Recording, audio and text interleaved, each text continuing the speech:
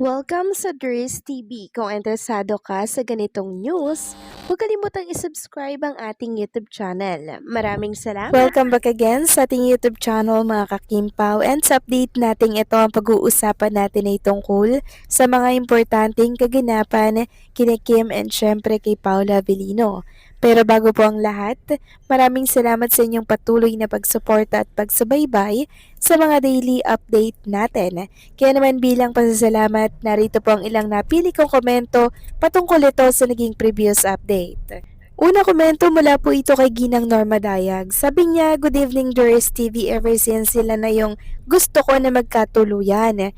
DY Lord, dahil sa iyo ay agad mong inilayo si Kimi sa mga tusong lalaki na nanloko lang sa kanya, Lord. Huwag mo pong pababayaan si Kim, ang dalawang to, at sila na po, Lord, ang forever. Kanino galing yung bouquet of flower, Doris?" Maraming salamat po sa komento, Ginang Norma Dayag. So napag-alaman natin na yung bouquet of flowers po pala ni Chinita Princess na kanyang inilagay sa Instagram story ay mula po sa isa sa mga CEO po ng House of Little Bunny. Actually, nakatag nga po doon yung nagbigay po kay Chinita Princess. Siguro hindi ko lang po nabasa kanina mga kakimpaw kasi nakita ko yung post na yun na isa-isa sa mga page na po dito sa Facebook. So hindi po ako tumingin sa Instagram story mismo ni Chinita Princess. Parang late ko na ata yun nakita. Pero ngayong darating po na Valentine's Day, alam naman natin na for sure may makukuha pong bouquet of flowers sa Chinita Princess kay Paula Avellino. Kasi nung nakaraang taon mga kakimpaw, ganun din naman po yun. Pag merong mga occasion sa buhay ni Kim Chu, lagi pong may pa-bouquet of flowers si Paula Avellino. Samantalang tungkol naman po dito kay Kim and Paula Avellino na kung saan ipinaglapit po ng tadhana, ipag-pray na lang lagi natin mga kakimpaw na lagi po silang proteksyonan and syempre bigyan ng protection din yung kanilang relationship, yung kanilang samahan na mas lalo pang patibayin. Sabi ko nga po mga kakimpa, walang imposible sa prayer. So maraming salamat sa komento, Ginang Norma Daya. God bless po and mabuhay kayo. Next comment naman mula po kay Ginang Mila Carillo.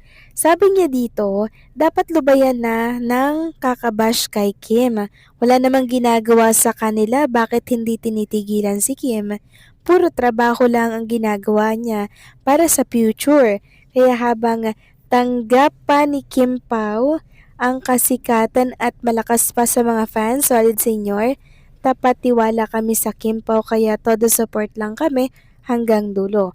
Sigad na ang bahala sa nega basta nananatili pa rin kami sa pagsubaybay sa aming idol hanggat sumisikat pa ang Kim Pao. Nandito pa rin kami lagi, nakaabang kami sa paayuda nyo at teleserye, lalo na ang movie ng Kim Pao. Ang suporta nandito pa rin hanggang sila'y makita namin na saksi kami sa wedding ng Kim Pao. Lagi naming hinihingi sa Panginoon, nagabayan sila lagi ni God, and bless you always, KP. Have a nice day. Maraming salamat po sa komento, Ginang Mila Carillo, no? So, hindi na po mawawala, Ginang Mila Carillo, ang mga bashers at kritiko ni Kim or ni Paula Avellino.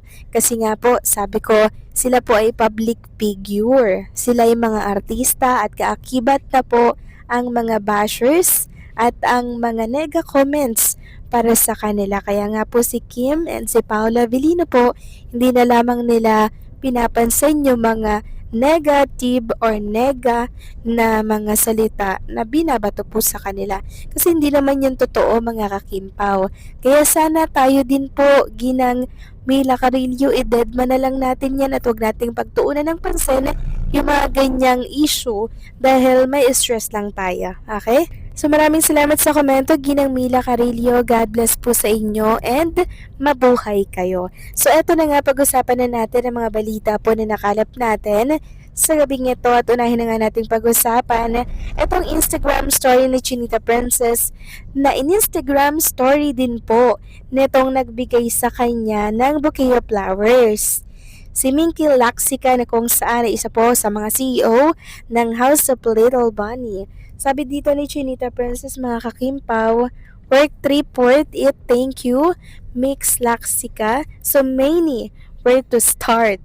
So, yan po yung parang gift kay Chinita Princess and meron din pong gift si Kim Chu kay Laxica mga kakimpaw and nagpapasalamat din nga po siya sa binigay ni Chinita Princess. Ayan, ilalagay ko na lamang po sa mga screen po ninyo.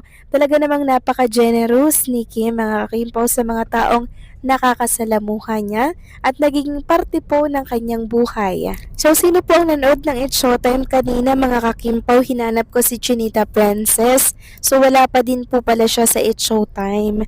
Meron po kasi akong parang nababasa na andilito na daw si Kim Chu sa Pilipinas pero yun pala wala pa mga kakimpaw kundi andirito pa pala yan sa Bangkok, Thailand. Kasi nakita ko kanina yung kanyang Instagram story 3 hours ago. Ngayong araw lang yun mga kakimpaw ha. Sabi niya good night. Tapos meron siyang picture na shinare. Kuha po ito sa loob ng hotel na tinutuluyan niya. Dusitani Hotel sa Bangkok, Thailand, na kung saan kitang-kita nga po dito yung stunning city views ng naturang lugar. So, paano natin nalaman yan? Siyempre, nag-research tayo, nag-google tayo.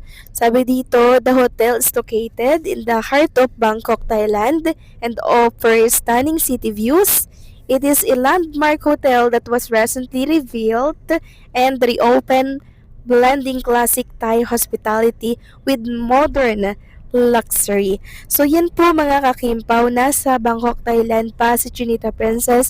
Pero merong mga nagsasabi at merong nagbabalita na nakauwi na daw si Chinita Princess. Pero kung nakauwi na siya kasi mga kakimpaw kahapon or kagabi, edi sana nasa It's Showtime po siya kanina. Kaya inabangan ko siya kanina kasi akala ko talaga si Kim Chu nakauwi na.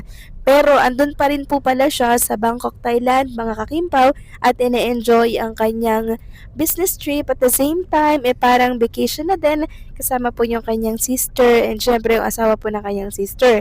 So sa mga nagtatanong kung kasama din si Paula Avellino, yun ang hindi natin sure mga kakimpaw kasi sa ngayon nananahimik si Paula Avellino and missing in action din. Alam nyo mga kakimpaw, mas okay nga po ito na nasa ibang bansa si Chinita Princess kasi nakakapag-relax po siya. Pag andito kasi siya sa ating bansa sa Pilipinas, parang everyday siyang may trabaho, everyday siyang merong endorsement shoot and merong schedule para bang wala po siyang pahinga. Pag nasa ibang bansa, gagala lang siya, di ba? And magre-relax kaya okay na nandun po siya sa ibang bansa mga kakimpaw. Masaya tayo para sa kanya.